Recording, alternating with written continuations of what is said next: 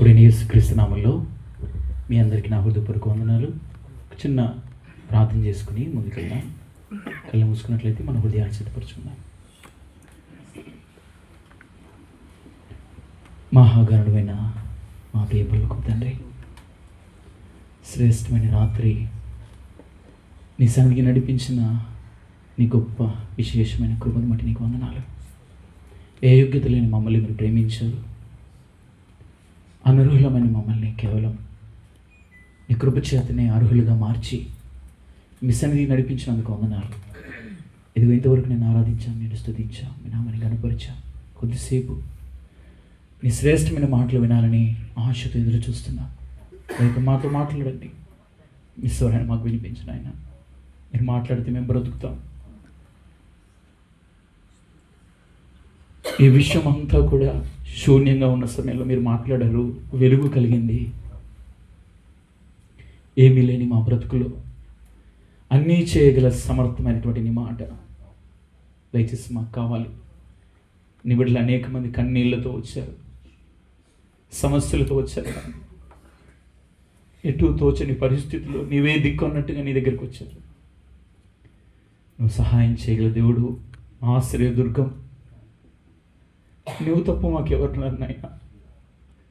మా కన్నీటిని తుడిచేవాడు,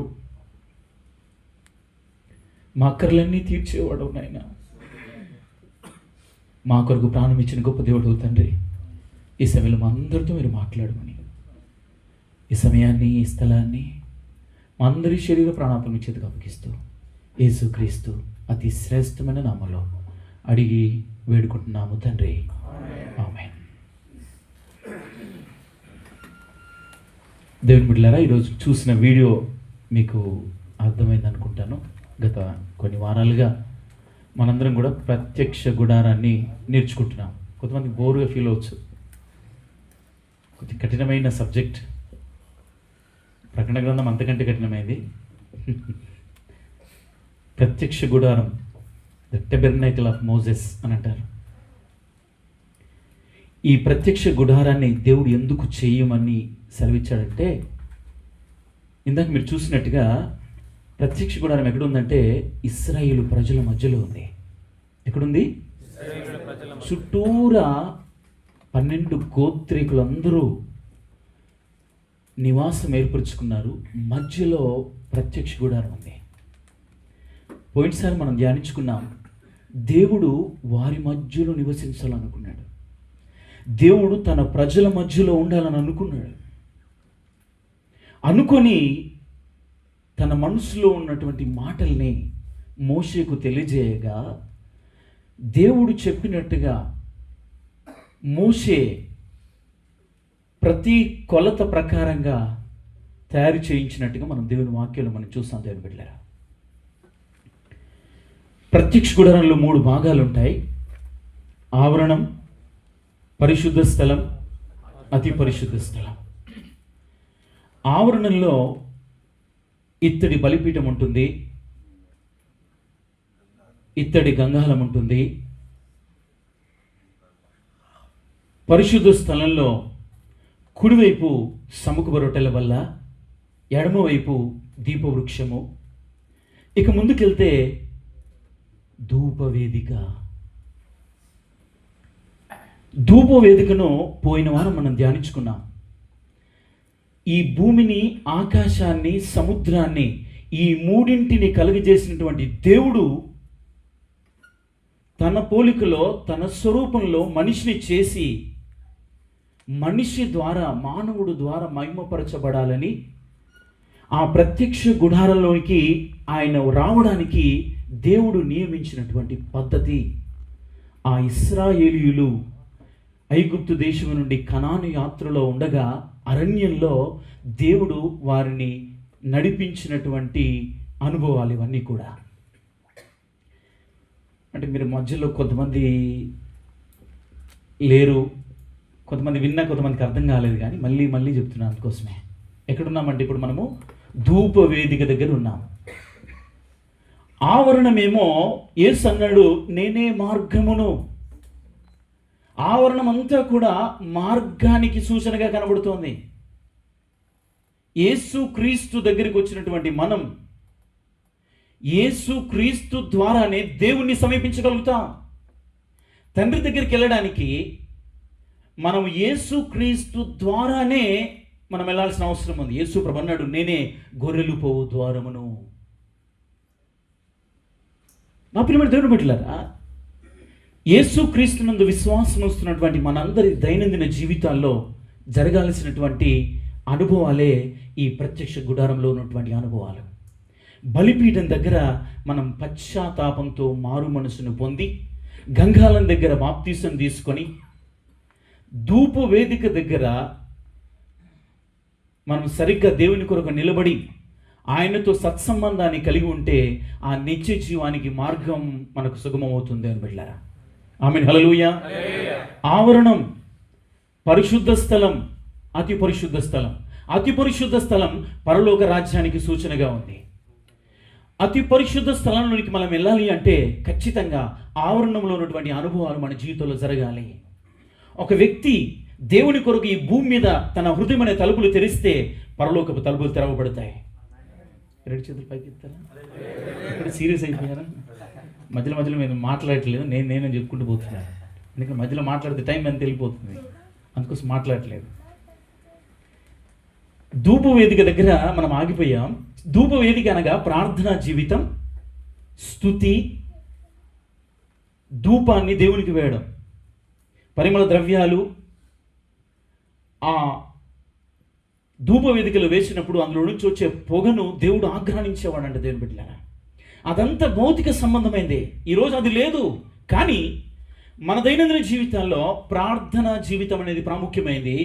దాంతోపాటు స్తుతి, నైవేద్యం, స్తుతి హోమం ఆయనకు చెల్లించాలి. ఆమేన్. ఇందాక ఆరాధన చేస్తుంటే అంటే మీరు ఖాళీగా ఉండకుండా దేవుడు నీ జీవితంలో చేసిన మేలన్నిటిని బట్టి దేవుని నామాన్ని గణపరచాలి. ఏం చేయాలి? చేతులు ఎత్తాలి, రెండు ఎత్తి కొద్దిసేపు అలాగే మనిషి నేను తిట్టుకున్నా పర్లేదు. ఖర్జూరపు చెట్టు చూసారా మీరు? ఎట్లుంటాయి దాని కొమ్మలు? మన చేతులు కూడా కొమ్మలే. ఆ ఖర్జూరపు చెట్టు వల్ల నువ్వు మొవ్వు వేయాలంటే చేతులు ఎత్తి దేవుని ఆరాధించాలి. దించండి. పురుషులారా, మీ పవిత్రమైన చేతులు ఎత్తి ప్రార్థన చేయండి అని ఉంది బైబిల్లో. చేతులెత్తి ప్రార్థన చేయాలంట. మనసారా ఆయన్ని స్తుతించాలి, ఆయన నామాన్ని ఘనపరచాలి. అప్పుడే దేవునికి మనకు మధ్యలో ఉన్నటువంటి సంబంధం మెరుగుపడుతుంది. దేవుని బిడ్డలారా, పరిశుద్ధ స్థలానికి అతి పరిశుద్ధ స్థలానికి మధ్యలో ఒక తెర ఉంది. పోయినసారి మనం నేర్చుకున్నాము, ఆవరణానికి పరిశుద్ధ స్థలానికి మధ్యలో ఒక తెర ఉంది. 3 రకాల రంగుల గురించి చెప్పాను. ఆ రంగులే పరిశుద్ధ స్థలము అతి పరిశుద్ధ స్థలానికి మధ్యలో ఉన్నాయి. పరిశుద్ధ స్థలానికి అతి పరిశుద్ధ స్థలానికి మధ్యలో ఉన్నటువంటి తెర 3 రంగులతో చేయబడి ఉంది. ఆ రంగులు యేసు క్రీస్తు ప్రభుల వారికి, యేసు ప్రభుల వారి యొక్క రాజరికానికి, యాజకత్వానికి, ఆయన పునరుత్థానానికి సాదృశ్యంగా ఉన్నాయని మీకు చెప్పాను. ఎందుకు మళ్ళీ వాటిని మీకు వర్ణించట్లేదంటే ఆల్రెడీ నేను చెప్పేశాను మీకు. ఆవరణంలో నుంచి పరిశుద్ధ స్థలానికి వెళ్తున్నప్పుడు అదే తెర అలాంటిదే అతి పరిశుద్ధ స్థలానికి మధ్యలో ఉంది. కానీ దానికి 2 కెరూబులు ఉన్నాయి. ఆమేన్, హల్లెలూయా. నా ప్రియమైన దేవుని బిడ్డలారా, ఇక ఎక్కువసేపు అక్కడ నేను ఉండడానికి ప్రయత్నం చేయట్లేదు. కానీ ఆ పరిశుద్ధ స్థలానికి అతి పరిశుద్ధ స్థలానికి మధ్యలో ఉన్నటువంటి తెర సంవత్సరానికి ఒక్కసారి మాత్రమే ప్రధాన యాజకుడు వెళ్ళి దేవునికి అర్పించినటువంటి ఆ బలియాగం యొక్క రక్తాన్ని ఆ అతి పరిశుద్ధ స్థలంలో ఉన్నటువంటి మందసం దగ్గరికి, కరుణాపీఠం దగ్గరికి తీసుకెళ్తాడు. సంవత్సరానికి ఒకసారి మాత్రమే. ఆ ప్రధాన యాజకుడు సంవత్సరం పొడుగున ఆయన చేసిన ప్రతి పాపాన్ని బట్టి ధర్మశాస్త్ర ప్రకారంగా చేయాల్సినటువంటి ప్రతి బలియాగాన్ని సమర్పిస్తేనే బ్రతికి బట్టగలిగి బయటకు వస్తాడు. లేదంటే తాడు బట్టి బయటకు గుంజాల్సిందే. దేవుని బిడ్డలారా, ప్రధాన యాజకుడు సంవత్సరానికి ఒకసారి మాత్రమే అతి పరిశుద్ధ స్థలంలోకి వెళ్తాడు. అది కూడా పరిశుద్ధంగా ఉండి తాను చేసిన ప్రతి పాపాన్ని బట్టి, ప్రజలందరి పాపాన్ని బట్టి చేయాల్సినటువంటి ప్రతి బలులన్నీ కూడా అర్పించిన తర్వాతనే ఆయన లోపలికి వెళ్తాడు. ఆయనకు తాడు గట్టి లోపలికి పంపుతారు. ఆయన బయటికి రావాలంటే ఖచ్చితంగా పరిశుద్ధంగా ఉండి దేవునికి ఇష్టమైన స్థితిలో ఉంటేనే బయటకు వస్తాడు. అంత భయంకరమైన పరిస్థితి ఆ రోజు. కానీ ఈ రోజున ఆ అడ్డు తెర యేసుక్రీస్తు 2025 సంవత్సరాల క్రితం ఈ భూమి మీదకి వచ్చి ఆ ఆకాశానికి భూమికి మధ్యలో మనందరి కొరకు వేలాడి తన ప్రాణం పెట్టగానే, యేసుక్రీస్తు ప్రాణం విడవగానే భూమి బద్దలయ్యింది, కొండలు బద్దలయ్యాయి, సమాధుల్లో ఉన్నవారు బయటకు వచ్చారు, భూమి అంతా కూడా చీకటిమయమైపోయింది. సూర్యుడు చూడలేకపోతున్నాడు, భూమి తట్టుకోలేకపోతుంది. భూమిని కలుగజేసినటువంటి యేసుక్రీస్తు ప్రభుల వారు, సూర్యుని కలుగజేసినటువంటి యేసుక్రీస్తు ప్రభుల వారి యొక్క మరణాన్ని చూడలేకపోయింది సృష్టి. దానికి మధ్యలో ఒక సంఘటన జరిగింది. మందిరంలో ఉన్నటువంటి పరిశుద్ధ స్థలానికి, అతి పరిశుద్ధ స్థలానికి మధ్యలో ఉన్న తెర రెండుగా చినిగిపోయింది. రెండుగా, పైనుండి కిందికి రెండుగా చినిగిపోయింది. చెప్పలు కూడా దేవునా. ఇప్పుడు ఆ భయం లేదు బిడ్డల. ఈ రోజున నీవు నేను మనందరం కూడా డైరెక్ట్గా యేసుక్రీస్తు ప్రభుల వారి నామంలో తండ్రితో మనం ఆయన్ని సమీపిస్తున్నాము. ఆమేన్, హల్లెలూయా.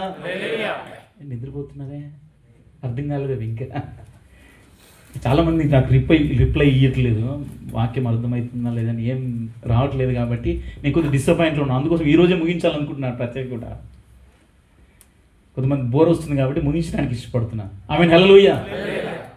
యేసుక్రీస్తు ప్రభుల వారు ప్రాణం పెట్టడం ద్వారా ఏం జరిగింది? అడ్డు తెర రెండుగా చిరిగిపోయింది. ప్రధాన యాజకుడు ఒక్కడే నిబంధన మందసం దగ్గరికి వెళ్ళేవాడు. కానీ ఈ రోజున నీవు నేను మనందరం కూడా దేవుని యొక్క సన్నిధిని అనుభవించే కృపను ప్రభువు మనకు అనుగ్రహించాడు. ఆమేన్, హల్లెలూయా. కొంతమంది కళ్ళు మూసుకుపోతున్నాయి కాబట్టి పాట పాడతారు.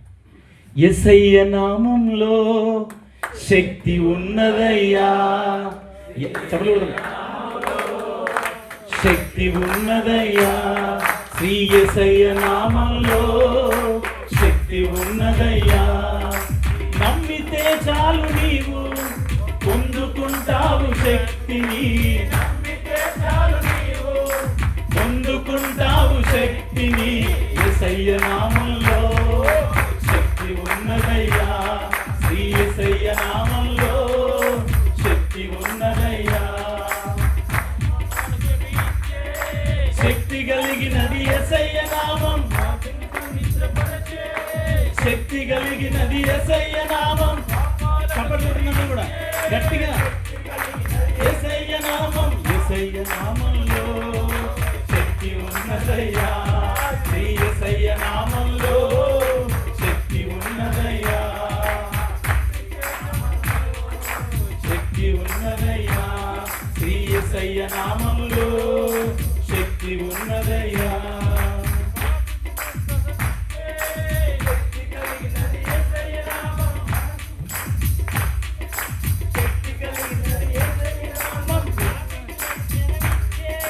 శక్తి కలిగినది యేసయ్య నామం, వ్యాపిని పవిత్రపరచే. శక్తి కలిగినది యేసయ్య నామం, యేసయ్య నామములో శక్తి ఉన్నదయ్యా, శ్రీ యేసయ్య నామములో శక్తి ఉన్నదయ్యా. రోగికి స్వస్థతనిచ్చే శక్తి కలిగినది యేసయ్య నామం, మనసుకు నెమ్మదినిచ్చే శక్తి కలిగినది యేసయ్య నామం. రోగికి స్వస్థతనిచ్చే మనసుకు నెమ్మదినిచ్చే యేసయ్య నామములో శక్తి ఉన్నదయ్యా, శ్రీ యేసయ్య నామములో శక్తి ఉన్నదయ్యా, యేసయ్య నామములో శక్తి ఉన్నదయ్యా. హల్లెలూయా. కొంచెం ఉంచండి, మళ్ళీ నిద్రపోయినప్పుడు మళ్ళీ పడతాను. రెండు చేతులు పైకి ఎత్తారా? హల్లెలూయా, హల్లెలూయా. మీరు వాడితే శక్తి లేదన్నట్టు అనిపిస్తుంది నాకు. అట్లా వాడుతున్నారు. హల్లెలూయా. నీ నోరు బాగుగా తెరుము, నేను దానిని. చిన్నపిల్లలు అన్నం తినకపోతే ఎన్నో కథలు చెప్పాలి, భయాలు చెప్పాలి. అట్లుంది మన కథ.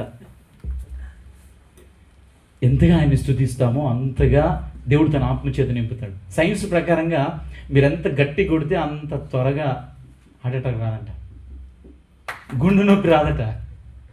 ఆమేన్, హల్లెలూయా, హల్లెలూయా. కాలం ప్రకారం చప్పట్లు కొట్టాలి, ఉజ్జీవంగా దేవుని ఆరాధించాలి, స్తుతించాలి. ప్రసన్న నీలాగా మేము నీ వాడితే మేము వాడలేకపోతున్నాం, బాగా అనిపించి వాడుతావు, మైక్ లేకుండా నడుస్తుంది నీకు. మనం లోపల నుంచి పాడాలి. ఎక్కడి నుండి? ఈ నుంచి పాడితే ఇంకో పాట. ఇప్పుడు ఒకటే ఆరాధన కలిసిపోతున్నాం. ఒక్కోసారి నేను 3-4 ఆరాధనలు పాల్గొంటా. వాక్యం చెప్పాలి. సోనాపూర్లో గంట సేపు వాక్యం చెప్పి మళ్ళీ వచ్చి ఇక్కడ చెప్తాం. మేము పాటలు పాడతాం. హృదయ అంతర్భాగంలో నుంచి పాడాలి. ఆమేన్. మీరు పాడుతున్నారు, పాడట్లే అనట్లేదు. మన గొంతును ఎక్కువ ఉపయోగించకుండా హృదయ అంతర్భాగంలో నుంచి పాడితే ఎంతైనా ఆయన స్తుతించగలుగుతాం. రమ్యంగా ఆయన కీర్తనలు పాడాలి. ఆమేన్. హల్లెలూయా. అతి పరిశుద్ధ స్థలంలో ఏముంటుందంటే నిబంధన మందసం ఉంటుంది. చెప్పండి అందరూ కూడా, నిబంధన మందసము. దేవుని ప్రజలకు మధ్యలో జరిగినటువంటి ఒప్పందపు మందసం ఆ అతి పరిశుద్ధ స్థలంలో ఉంటుంది. దేవుని బిడ్డలారా, ఆ మందసంలో ఏమేమి ఉంటాయి, ఎలా చేయబడుతుందో కూడా చదువుకుందాం. నిర్గమకాండం 25వ అధ్యాయం 10 నుండి 22 వాక్యాలు.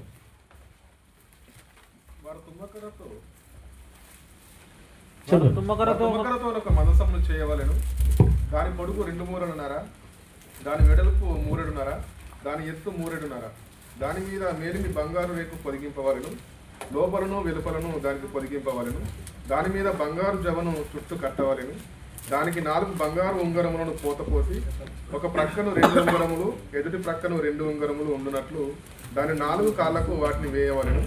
తుమ్మకర్రతో మూతకర్రలను చేసి వాటికి బంగారు రేకులను పొదిగించి వాటితో ఆ మందసమును మోయుటకు ఆ ప్రక్కల మీది ఉంగరములలో ఆ మూతకర్రలను దూర్చవలెను.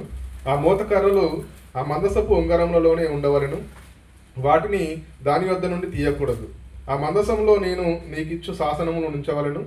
మరియు నీవు మేలిమి బంగారుతో కరుణాపీఠమును చేయవలెను. దాని పొడుగు 2 మూరలున్నర, దాని వెడల్పు 3.5. మరియు 2 బంగారు కెరూబులను చేయవలెను. కరుణాపీఠము యొక్క 2 కొనలను నగిషి పనిగా చేయవలెను. ఈ కొనను ఒక కెరూబును, ఆ కొనను ఒక కెరూబును చేయవలెను. కరుణాపీఠమున దాని 2 కొనల మీద కెరూబులను దానితో వైకాండంగా చేయవలెను. ఆ కెరూబులు పైకి విప్పిన రెక్కలు గలవై కరుణాపీఠమును తమ రెక్కలతో కప్పుచుండగా వాటి ముఖములు ఒండుంటికి ఎదురుగా నుండవలెను. ఆ కెరూబుల ముఖములు కరుణాపీఠము తట్టు నుండవలెను. నీవు ఆ కరుణాపీఠమును ఎత్తి ఆ మందసం మీద నుంచవలెను. నేను నీకిచ్చు శాసనములను ఆ మందసంలో నుంచవలెను.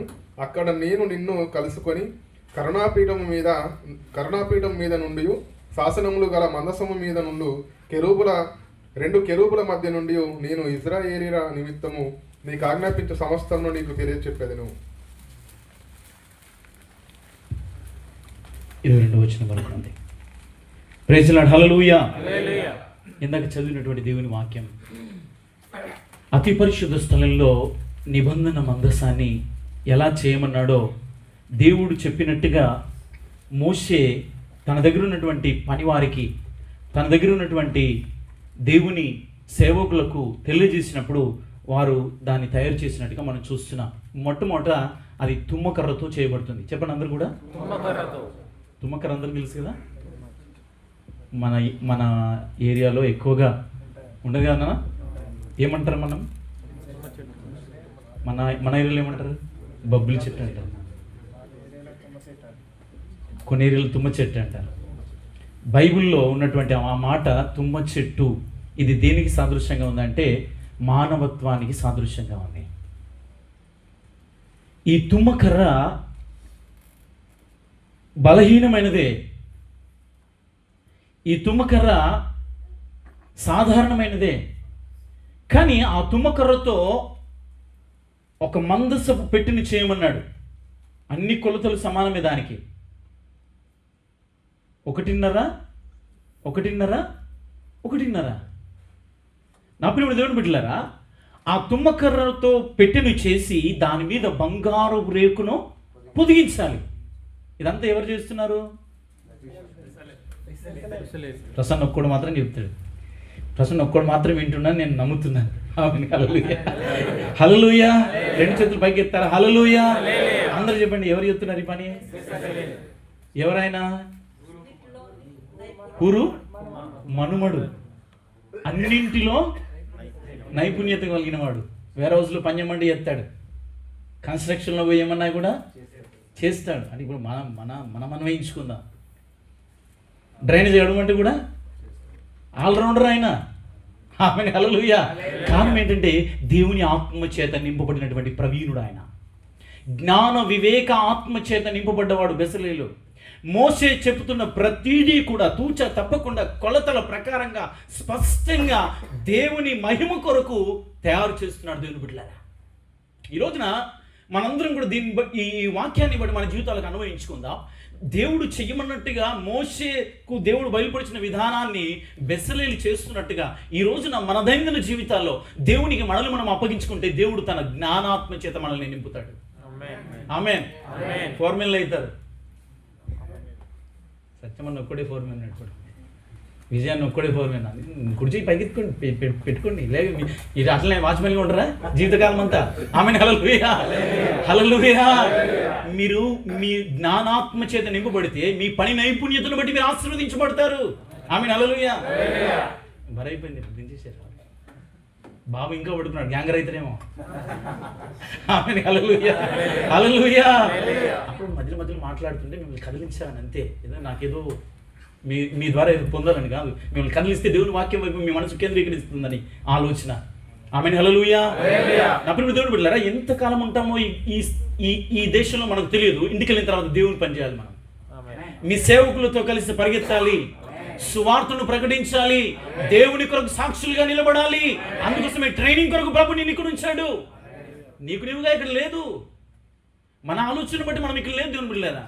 అందుకోసమే నీకు సమయం దొరికినప్పుడల్లా మానక దేవుని సన్నిధిలో కూడుకోవడానికి ప్రయత్నం చేయాలి.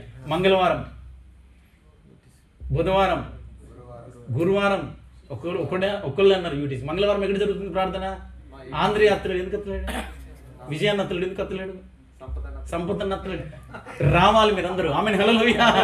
మేము ఎక్కడో సకాలం నుంచి వస్తున్నాం. మేము కొన్నిసార్లు డ్యూటీ నుంచి డైరెక్ట్ వస్తున్నాం. నాకు లేదా పడుకోవాలా, నాకు లేదా. నా ప్రియుడు దేవుని బిడ్డలారా, మనం ఎందుకు కూడుకోవడం అంటే దేవుని సన్నిధికి రావడానికి మనం ఇష్టపడాలి. దావీదు అంటాడు, దేవుని మందిరమునకు పోదామని అన్నప్పుడు నా హృదయం సంతోషించింది అంటాడు. ఆమేన్. హల్లెలూయా. దుఃఖం వస్తుంది ప్రార్థనకి రమ్మంటే. ప్రార్థనకి దేవుని సన్నిధికి రమ్మంటే సంతోషించాలి. గూగుల్ మీట్లో ఎంతమంది పాల్గొంటున్నారు? నిర్లక్ష్యం చెప్తున్నారు కదా. మేము ఎంత ప్రయాసపడుతున్నాం తెలుసా మీకు? ఇప్పుడు చెల్లి ప్రతిరోజు నడిపిస్తుంది. నేనైతే ఒక గురువారం రోజు, శనివారం రోజు మాత్రమే. దానికి ఎన్నో తండాలు పడుతుంటాను. నేను నా పనులన్నీ ఆపుకోవాలి. నా పనులన్నీ ఆపుకొని దానికి నేను కేటాయించి రావాలి. మేము ఇంత ప్రయాసపడుతున్నా. కొంచెమన్నా మీరు ప్రయాసపడకపోతే దేవుడు ఒక రోజు లెక్క అడుగుతాడు. సంతో దేవుడు ఒక రోజు లెక్క అడుగుతాడు. ఆమేన్. హల్లెలూయా. నేను చెప్తాను లెక్క. నాకు 9 అవుతుంది, 10 అవుతుంది అంటావా స్టెఫెన్? ఆమేన్. హల్లెలూయా. సమయం తీసుకొని దేవుని వాక్యాన్ని నేర్చుకోండి. బెసలేలు, మోషే దేవుడు చెప్పినట్టుగా తూచా తప్పకుండా కొలతల ప్రకారంగా ఏ విధంగా దేవుని సన్నిధి కొరకు ప్రాకులాడారో, ఆరాటపడ్డారో, ఈ రోజున మనందరం కూడా ఆరాటపడాలి. ఆ నిబంధన మందస్సు మీద కరుణాపీఠం ఉంటుంది. ఆ కరుణాపీఠం మీద 2 కేరుబులు ఉంటాయి. ఒకదాన్ని ఒకటి ఆనుకొని ఒకదాన్ని ఒకటి ఎదురుగా చూస్తున్నట్టుగా ఉంటుంది. ఆ కేరుబుల మధ్యలో నుంచి జీవముల దేవుడైన యెహోవా మాట్లాడతాడు. ఆమేన్. హల్లెలూయా. హల్లెలూయా. కానీ ఈ రోజున డైరెక్ట్గా పరిశుద్ధ గ్రంథంలోని ప్రభు మనతో మాట్లాడుతున్నాడు. ఆమేన్. హల్లెలూయా. కానీ మన దైనందిన జీవితాల్లో మన అనుభవాలు ఎలా ఉన్నాయి నేను బిడ్డలారా? ఎక్కడ వేసిన గొంగులు అక్కడే ఉన్నట్టుగా ఉన్నావా? పోయిన సంవత్సరం 10 పాటలు వచ్చు, ఈ సంవత్సరం 20 పాటలు రావాలి. హల్లెలూయా. కొంతమంది పాటలే రావు. పాటలు రాని వారు పరలోకానికి చెప్పట్లేదు. There is no preaching in heaven, there is no praying in heaven, there is only worship. Amen. అక్కడ పాటలు పాడేవారు మాత్రమే ఉంటారు. 2 చేతులు పైకి ఎత్తారా? ఎవరు ఉంటారు అక్కడ? స్తుతి స్తోత్రాలు మాత్రమే ఉంటాయి. కొడతావా? నీకు వస్తుంది కదా పాట. సొన్నపుల వార్తలు సీనన్న వారు రాసిన పాట. దూతలతో కలిసి, దూతలతో కలిసి రాపులలో నిలచి, దూతలతో కలిసి రాపులలో నిలచి, నీ మహిమను చూడాలని ఆశ తీరా పాడాలని, నీ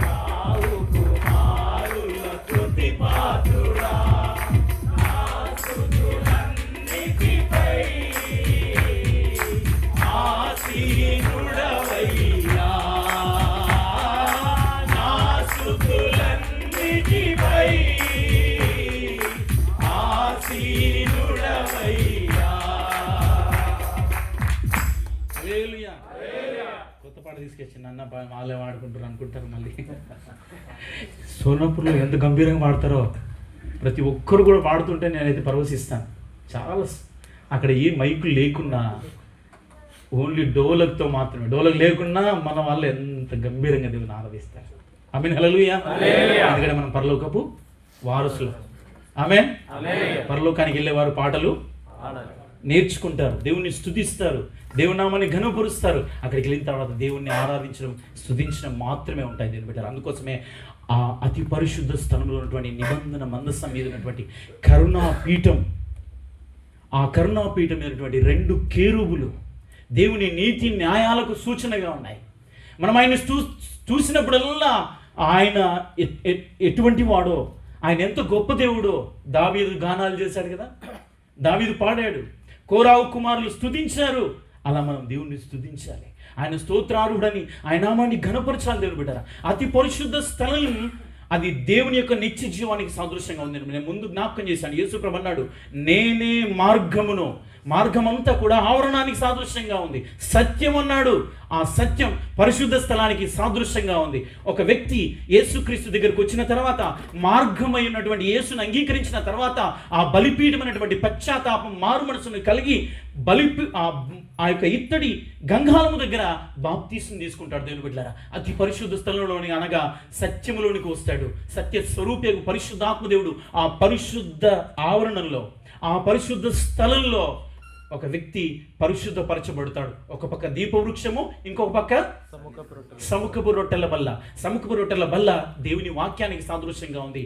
దీపవృక్షం పరిశుద్ధాత్మకు సాదృశ్యంగా ఉంది అని బిడ్డలారా. దీపవృక్షంలో ఉన్నటువంటి 66 ప్రదీపములు కూడా దేవుని వాక్యానికి సాదృశ్యంగా ఉన్నాయి. దేవుని వాక్యంగా అక్షరంగా చదివితే మనకు అర్థం కాదు దేవుని బిడ్డలారా. అక్షరము చంపును కానీ ఆత్మ జీవింపజేయునని దేవుని వాక్యం చెప్తుంది. ఈ మట్టి బుర్రకు ఈ అక్షరం అర్థం కాదు. దేవుని వాక్యాన్ని 1600 సంవత్సరాలు రాశారు, 40 మంది రాశారు. అందులో గొర్రెల కాపరులు ఉన్నారు, అందులో రాజులు ఉన్నారు, అందులో కవులు ఉన్నారు, అందులో పండితులు ఉన్నారు, చేపలు పట్టేవారు ఉన్నారు, అందులో వడ్రంగి పనిచేసేవారు ఉన్నారు, రకరకాల వ్యక్తులు ఉన్నారు. 1600 సంవత్సరాలు పట్టింది, కానీ అందరూ రాసిన సారాంశం ఒక్కటే. కారణం పరిశుద్ధాత్మ దేవుని ప్రేరేపణ చేత. దేవుని బిడ్డలారా, పరిశుద్ధాత్మ దేవుడు రాసినటువంటి గ్రంథం కాబట్టి పరిశుద్ధాత్మని సహాయంతోనే మనకు అర్థమవుతుంది. 2 చేతులు పైకెత్తారు. హల్లెలూయా. ఈ వాక్యం అక్షరంగా ఉంటే మనకు ప్రయోజనం లేదు. చాలా మందికి తలదిండుగా మారుతుంది. పడుకునేటప్పుడు తలదిండుగా పెట్టుకుంటున్నారు. కాదు దేవుని బిడ్డలారా, మన హృదయంలోనికి రావాలి దేవుని వాక్యం. దేవుని వాక్యం మన హృదయంలో నివసించాలి. దేవుని వాక్యం కొరకు ఆరాటం కలిగి ఉండాలి. దేవుని వాక్యాన్ని వినాలని, దేవుని వాక్యాన్ని నేర్చుకోవాలని ఆసక్తి ఈ అంచె దినాల్లో చాలా మందికి లేదు. దేవుని బిడ్డలారా, స్వస్థతలు, ఆశీర్వాదాలు, డబ్బులు, వీటి కొరకే పరిగెత్తుతున్నారు, కానీ దేవుని వాక్యాన్ని నేర్చుకోవాలనే ధ్యాస చాలా మందికి లేదు. దేవుని బిడ్డలారా, దేవుని వాక్యాన్ని మనం నేర్చుకోవాలి. ఆమేన్, హల్లెలూయా. దేవుని వాక్యం మనల్ని వెలిగిస్తుంది. దేవుని వాక్యమే యేసుక్రీస్తు అయి ఉన్నాడు. దేవుని వాక్యంలో రాయబడింది యోహాను సువార్త 1వ అధ్యాయం 1వ వచనం ప్రకారం, ఆదియందు వాక్యం ఉండెను, వాక్యము దేవుని యొద్ద ఉండెను, ఆ వాక్యమే దేవుడై ఉండెను, ఆ వాక్యమే శరీరధారి అయి కృపా సత్య సంపూర్ణుడిగా మన మధ్యలో నివసించెను. ఆమేన్, హల్లెలూయా. హల్లెలూయా. 2 చేతులు పైకెత్తట్లేదంటే అమ్మ ఆపు అన్నట్టు అనిపిస్తుంది నాకు. హల్లెలూయా.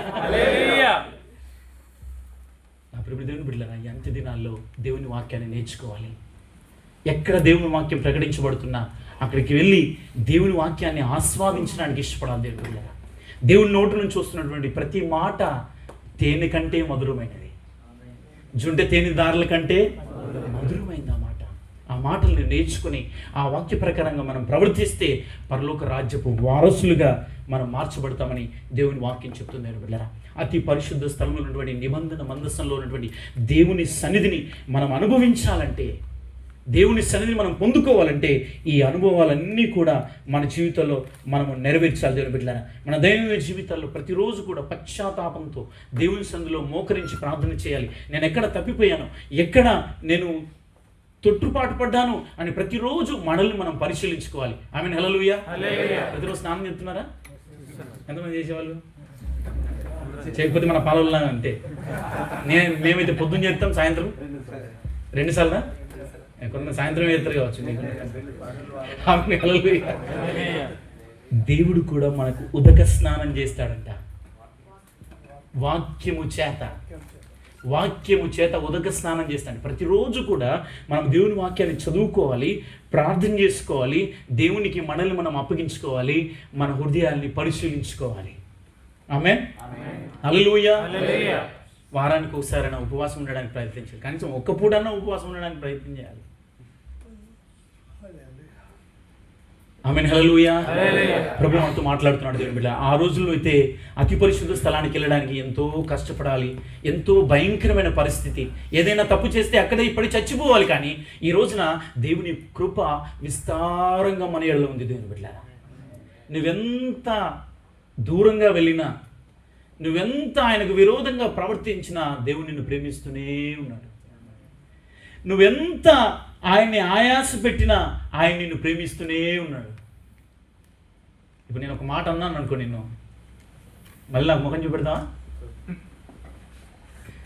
కానీ దేవుని ఎన్నోసార్లు బాధ పెడుతున్నాం, ఎన్నోసార్లు దుఃఖ పెడుతున్నాం. అయినా మన గురించే ఆయన ఊసులు, మన గురించే ఆయన ఆలోచనలు. మనల్ని పరలోక రాజ్యానికి చేర్చాలనే తపనతో పరిశుద్ధాత్మ దేవుని మన మధ్యలోనికి పంపించాడు. పరిశుద్ధాత్మ దేవుడు మనలో ఉన్న కారణం ఏంటంటే మనల్ని పరిశుద్ధపరిచి పరలోక రాజ్యానికి తీసుకెళ్ళాలి. ఆమేన్. హల్లెలూయా. ఉన్న మీద కట్టలు కట్టలు డబ్బులు వస్తాయి, అది కాదు ప్రాముఖ్యం. నువ్వు పరిశుద్ధపరచబడతావు. పరిశుద్ధపరచబడిన నీవు పరలోక రాజ్యానికి వెళ్ళడానికి పరిశుద్ధాత్మ దేవుడు నిన్ను నడిపిస్తాడు. అదే సర్వసత్యంలోనికి నడిపించబడడం. సత్య స్వరూపియగు ఆత్మ వచ్చినప్పుడు మీరు సర్వసత్యములోనికి నడిపించబడతారు. ఆమేన్. హల్లెలూయా. ఒక వ్యక్తి పశ్చాత్తాపంలోనికి రావాలంటే పరిశుద్ధాత్మ దేవుడే ఒప్పించాలి. ఈరోజు ప్రభు నిన్ను ఒప్పిస్తున్నాడు. నీలో ఉన్న పాపాన్ని, నీలో ఉన్న తప్పిదాల్ని నువ్వు ఒప్పుకుంటున్నావు. పరిశుద్ధాత్మ దేవుడు నీ దగ్గరకు వచ్చి ఒప్పిస్తున్నాడు. ఆ ఒప్పుదలకు నువ్వు ఒప్పుకొని దేవుని సన్నిధిలో పాపివని నువ్వు ఏడిస్తే, పశ్చాత్తాపడితే, ప్రభు ఇక మీదట ఆ పాపం చేయను అని ఆయన పాదాలు పట్టుకుంటే నిన్ను పరిశుద్ధపరిచి ఆయన రక్తంలో కడిగి నీతిమంతులుగా చేసి పరిశుద్ధపరిచి ఆయన కొరకు, ఆయన బిడ్డగా నిన్ను ముద్రిస్తాడు ఆయన. ఆమేన్. హల్లెలూయా. పరిశుద్ధాత్మ చేత నీకు ముద్ర వేస్తాడు నువ్వు ఆయన బిడ్డవని. పాస్పోర్ట్లో సీల్ ఇస్తున్నారు కదా, ఇప్పుడు లేదు కదా, ఎవరు అంటలేరు. ఇప్పుడు డిజిటల్ అయిపోయిందంట. ఎమిరేట్స్ ఐడిలోనే ఇది మొత్తం మీద ముద్ర మాత్రం, సీల్ మాత్రం నువ్వు నా కంపెనీ ఓడమని, నువ్వు నా ఎంప్లాయీ అని ముద్ర వేస్తున్నాడు. అదేవిధంగా నువ్వు దేవుని బిడ్డవని పరిశుద్ధాత్మ ముద్రను ప్రభుని మీద వేస్తాడు. ఆల్రెడీ చాలామంది ఆ పరిశుద్ధాత్మ దేవుని ముద్రలో ఉన్నాం. ఇంకొకవేళ మీ జీవితాల్లో ఆయనకు ఆయాసంగా ఉన్నట్లయితే మీరందరూ కూడా ఆయనకు మిమ్మల్ని మీరు సమర్పించుకోవాలని ప్రభు కోరుతున్నాడు. దేవుని బిడ్డ, సంఘము అనగా దేవుని శరీరం, సంఘము అనగా ఆయన ప్రజలు. దేవుని బిడ్డ, సంఘము అనగా యేసు రక్తంలో కడగబడిన సముదాయం. దేవుడు తన స్వరక్తం ఇచ్చి సంపాదించుకున్న ఆయన సొత్తు. ఆమేన్. హల్లెలూయా. ఇది నేను గుంకరించుకున్నాను, నేనే వేసుకుంటాను. విజయానికి ఇస్తాను కూరుకుంటారా? ఆయన వేసుకున్నా ఆయన రాదు, కానీ ఇది నా సొత్తు. This is my own. You are not your own. నీవు నీ వాడవు కాదు, నీవు క్రీస్తు వాడవు. క్రీస్తు నిన్ను కొనుక్కున్నాడు ఆయన స్వరక్తం ఇచ్చి. నువ్వు కొనబడ్డావు, నువ్వు ఆయన వాడవు. ఆయన కొరకే బ్రతకాలి. చాలామంది మీ కొరకు మీరే బ్రతుకుతున్నారు, మీ స్వార్థం కొరకు మీరే బ్రతుకుతున్నారు. సంఘం కొరకు, దేవుని కొరకు బ్రతకడానికి ముందుకు రావాలి. ఆమేన్. హల్లెలూయా. మనకున్నదంతా ఆయనకి ఇచ్చిన ఆయన రుణాన్ని తీర్చలేం. మన బ్రతుకంతా ఆయనకు దారు పోసిన మనకు ఆయన రుణాన్ని మనం తీర్చలేము. ఎందుకంటే ఆయన మన కొరకు తన ప్రాణాన్ని పెట్టాడు. అసలు నీ జీవితంలో ప్రాణం కంటే ముఖ్యం ఏదైనా ఉందా? ఏదన్నా? నీ కొరకు ప్రాణం ఇస్తా అంటారు. ఉట్టి మాటలు అవన్నీ నమ్మొద్దు. ఇచ్చినా ఈ లోకం మట్టుకు అంతే. కవితలు రాస్తారు, కానీ అవన్నీ వట్టి మాటలే. కానీ యేసు క్రీస్తు ప్రభుల వారు 2025 సంవత్సరాల క్రితం ఈ భూమికి వచ్చి నీ కొరకు తన ప్రాణాన్ని పెట్టాడు. మనందరి కొరకు తన ప్రాణం పెట్టాడు. ప్రాణం కంటే ఎక్కువగా నిన్ను ప్రేమిస్తున్నాడు. తన ప్రాణమే నీ కొరకు ఇచ్చేశాడు అంటే ఎంత గొప్ప దేవుడు ఆయన. ఈ లోకంలో ఎవరు అంతగా ప్రేమించలేరు. యేసుక్రీస్తు ప్రభుల వారు నీ కొరకు నా కొరకు తన ప్రాణాన్ని పెట్టాడు, తన రక్తాన్ని కార్చాడు. ఈ ప్రత్యక్ష గుడారం అంతా కూడా ఏ చోట చూసినా యేసుక్రీస్తు ప్రభుల వారే మనకు కనబడతాడు. ఆమేన్, హల్లెలూయా. బలిపీఠం యేసు ప్రభుల వారికి సాదృశ్యంగా ఉంది. బలిపీఠం మీద వధించబడే గొర్రెపిల్ల యేసుక్రీస్తు ప్రభుల వారే. నా ప్రియమైన దేవుని బిడ్డలారా, ఈరోజు ప్రభు మనతో మాట్లాడుతున్నాడు. ఆవరణం, పరిశుద్ధ స్థలం, అతి పరిశుద్ధ స్థలం యేసుక్రీస్తు ప్రభుల వారు చెప్పినట్టుగా మార్గానికి, సత్యానికి, జీవానికి సాదృశ్యంగా ఉంది. పరలోక రాజ్యం అనే ఆ నిత్య జీవానికి మనం వెళ్ళాలి అంటే తప్పకుండా ఈ అనుభవాలు మన అందరి జీవితాల్లో ఉండాలని ప్రభువు కోరుతున్నాడు. నేను ముగించడానికి ప్రయత్నం చేస్తున్నాను దేవుని బిడ్డలారా. ఈ రోజున ఒక తీర్మానం తీసుకుందాం. ఈ ప్రత్యక్ష గుడారం అంతటి ద్వారా మనం నేర్చుకున్నటువంటి పాఠం ఏంటంటే, నువ్వు ఆయనతో కలిసి ఉండాలని కోరుతున్నాడు ఆయన. నువ్వు ఆయనతో సమాధాన స్థితిలో ఉండాలని కోరుతున్నాడు. నువ్వు ఆయనతో కలిసి ఆనందించాలని కోరుతున్నాడు దేవుని బిడ్డలారా. అదే ఆయన ఆశ. ఆ రోజున ఇశ్రాయేలు మధ్యలో ఆ ప్రత్యక్ష గుడారాన్ని దేవుడు చేయమన్న కారణం ఏంటంటే, నేను మీ మధ్యలో నివాసం చేస్తాను, నేను మీ మధ్యలో ఉంటాను. కానీ ఈ రోజున మనలో ఉంటున్నాడు ఆయన. ఆమేన్. పరిశుద్ధాత్మ దేవుడు మనలోనికి వచ్చాడు, మనలో ఉన్నాడు దేవుని బిడ్డలారా. ఆయన మనలో ఉన్నాడు కాబట్టి మనం భయపడాల్సిన అవసరం లేదు. బాప్తిసం తీసుకున్న మనందరం కూడా యేసుక్రీస్తు ప్రభుల వారిని ధరించుకున్నాం దేవుని బిడ్డలారా. యేసుక్రీస్తు ప్రభుల వారిని ధరించుకున్నాం. మనం తుమ్మకర్రనే, కానీ బంగారం లాంటి యేసుక్రీస్తు ప్రభుల వారు ఆయన దైవత్వాన్ని మనకు ఆపాదించాడు. ఆమేన్, హల్లెలూయా. అందుకోసమే మీరు దైవములని దేవుని వాక్యం రాయబడింది దేవుని బిడ్డలారా. మనం దేవుని పిల్లలమని దేవుని వాక్యం చెప్తుంది. మనం తుమ్మకర్రలమే, సాధారణమైన వారమే, తుప్పు పట్టే వారమే, చెడిపోయే వారమే. కానీ మన మీద ఆ బంగారం అనే ఆ బంగారం కంటే అమూల్యమైనటువంటి క్రీస్తు రక్తం మనల్ని కడిగింది. ఆమేన్, హల్లెలూయా. ఈ రోజున ప్రభు మనందరితో మాట్లాడుతున్నాడు. నేను ముగిస్తున్నాను. ఒక తీర్మానం తీసుకుందాం దేవుని బిడ్డలారా. ఒక తీర్మానంతో ముందుకెళ్దాం. ఈ సంవత్సరం చివరిలో ఉన్న ఇది 10వ నెల, ఇంకా 2 నెలలు మాత్రమే బాకీ ఉంది. క్రీస్తు కొరకు మనం ఏం చేశాం? ఈ 10 నెలలు దేవుని కొరకు ఎలా బ్రతికాము? ఒక్కరినైనా ఆయన కొరకు సంపాదించామా? కొంతమందికైనా యేసుక్రీస్తు సువార్తను తెలియజేశామా? ఆయన సంఘంలో ఆయన పని చేశామని మన హృదయాన్ని మనం పరిశీలించుకుందాం. బెసలేలు అయితే తన జీవితాన్ని అప్పగించుకున్నాడు ప్రత్యక్షం గుడారం కొరకు. మోషే తన జీవితాన్ని అప్పగించుకున్నాడు దేవుని పని కొరకు. ఈ రోజున మనందరం కూడా దేవుని పని కొరకు ప్రయాసపడాల్సిన అవసరం ఉంది దేవుని బిడ్డలారా. ఆమేన్, హల్లెలూయా. ప్రార్థన పరులుగా మనం మార్చబడాలి. మన సంఘాల కొరకు మనం రోధించాలి. మన దేశం కొరకు మనం ఏడవాలి. ప్రతిరోజు ప్రార్థనలో ఉండడానికి ప్రయత్నించాలి దేవుని బిడ్డలారా. ప్రార్థన మనల్ని పరిశుద్ధపరుస్తుంది. స్తుతి మన స్థితిని మారుస్తుంది. ఇంకేం కావాలి? మనకన్నీ ఫ్రీనే రావాలి. మనం ఏం చేయదు కానీ అన్నీ రావాలి. బిగ్ టికెట్ తీసుకోవాలి, మిలియనర్ కావాలి. ఆమేన్, హల్లెలూయా. హల్లెలూయా. రెండు చేతులు పైకి ఎత్తారా? హల్లెలూయా. ఈ కొంచెం అవేర్నెస్ కూడా నేను చేయాలని చెప్పాను కదా సంజయ్, కొంచెం ప్రిపేర్గా. ఈ మధ్య చాలా మంది ఫ్రాడ్ కాల్స్ చేయడం అవన్నీ చేస్తున్నారు. సంజీవ్ అన్న అవన్నీ మీకు తెలియజేస్తాడు. నేను ముగించడానికి ప్రయత్నం చేస్తున్నాను దేవుని బిడ్డలారా. ఒక తీర్మానం తీసుకుందాం. అందరూ కూడా కళ్ళు మూసుకున్నట్లయితే ప్రార్థన చేద్దాం.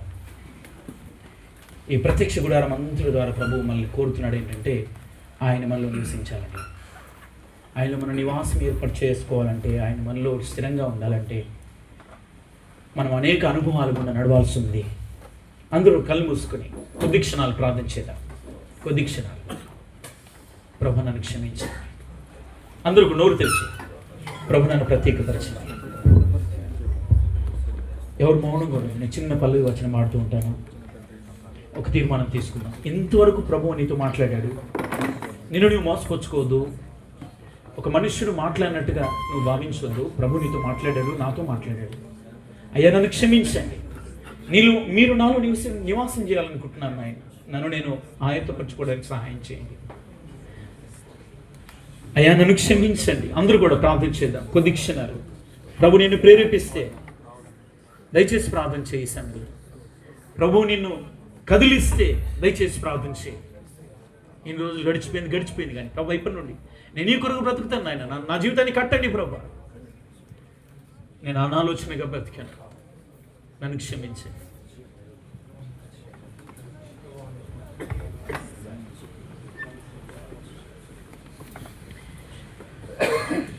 నీ సిలువను చేసుకుని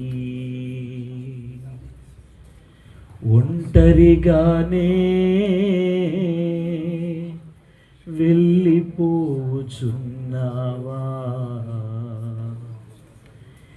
ఎవరు నీతో రాలేదా?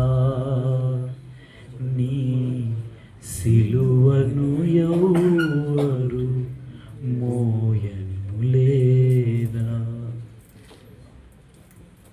నా యేసయ్యా, నా యేసయ్యా, నా యేసయ్యా, నా యేసయ్యా. నమ్మదగిన మా ప్రియ పరలోకపు తండ్రి, శ్రేష్టమైన ఈ రాత్రి మమ్మల్ని అందరినీ జ్ఞాపకం చేసుకుని మంచి సమయాన్ని మాకు ఇచ్చినందుకు వందనాలు. ప్రత్యక్ష గుడారంలో ఉన్నటువంటి ఆత్మీయ సత్యాల్ని మేమందరం కలిసి ధ్యానించడానికి మీ చూపిన కృపకై స్తోత్రాలు. అయ్యా, మీరు మాలో నివాసం చేయాలనుకుంటున్నారు. అందుకోసమే ఆ మోషేతో బెసలేలుతో మీరు ఆ ప్రత్యక్ష గుడారాన్ని తయారు చేయించారు. అయ్యా, మేమందరం కూడా ఇదిగో ప్రభా ఆయా బెసలేలులాగా మోషేలాగా నీ కొరకు బ్రతకడానికి సహాయం చేయండి. మమ్మల్ని అందరినీ కూడా మీరు ప్రత్యేకపరచండి. ఆ నిబంధన మందస్సము కరుణాపీఠము దగ్గర మేమందరం కూడా నిన్ను సమీపించడానికి సహాయం చేయమని అడుగుతున్నాం. మమ్మల్ని అందరూ కూడా మీరు ప్రత్యేకపరచండి. ఈరోజు వాక్యపు ఆశీర్వాదాలు మా అందరికీ అనుగ్రహించమని అడుగుతున్నాం ప్రభా. నీ పిల్లలు అనేక మంది అనారోగ్యంతో ఉన్నారు, వారిని స్వస్థపరచండి ప్రభా.